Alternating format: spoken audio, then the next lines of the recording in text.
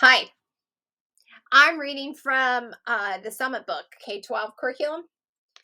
It's the Journeys book for 8th grade. I'm reading a mythology portion. It is Ormuzd and Arimanes, a Persian myth, page 580 if you have this book. So it starts out, Ormuzd, the king of lights, and Arimanes, the prince of darkness, both emanated from the Eternal One and consequently were brothers. Arimanes, who was the second emanation, became jealous of Ormuzd, the firstborn. Because of this, the Eternal One condemned Arimanes to remain 3,000 years in the realm of shadows, where no ray of light could reach. During the time of this exile, Ormuzd made the firmament the heavenly orbs and celestial spirits without Arimanes' knowledge. When the period of the banishment expired, he came forth from the shadowy realms of the exile into the light, and dazzled by its beauty, his old feeling of envy returned to such a degree that he resolved to compete with Ormuzd for everything, in everything.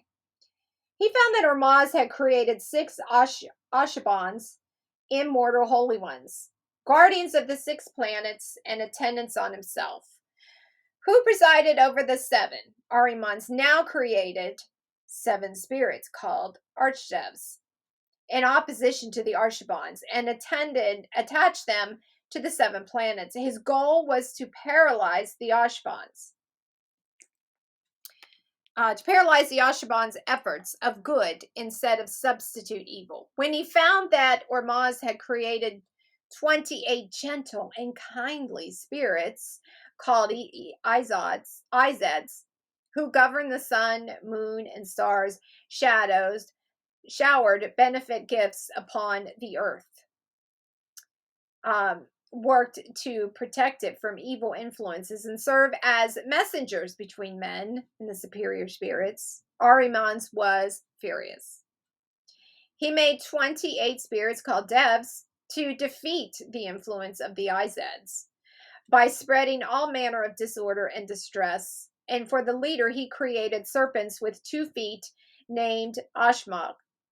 But his work was not yet completed, for Ormuzd, in the plenitude of the power, had created another world of spirits called fervors, who were infinitely more numerous, for they were the ideas which Ormuzd conceived before he began the creation of the world. Hence, they were the models of everything that existed. They animated all things in the universe and were the guardians of stars, men, animals, planets, and all other created things. So every mortal had one of these spirits by his side through life to protect him from evil. Even Ormuzd himself was supposed to have his attendant fervor.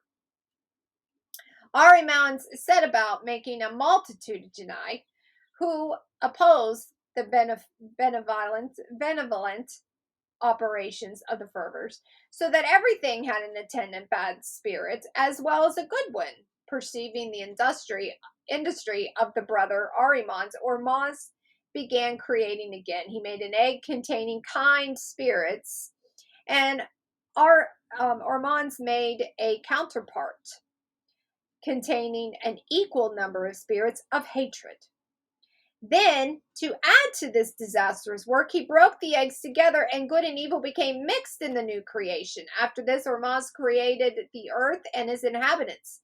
This was done in 6 successive periods. Then on the 7th, there was a festival among the good spirits.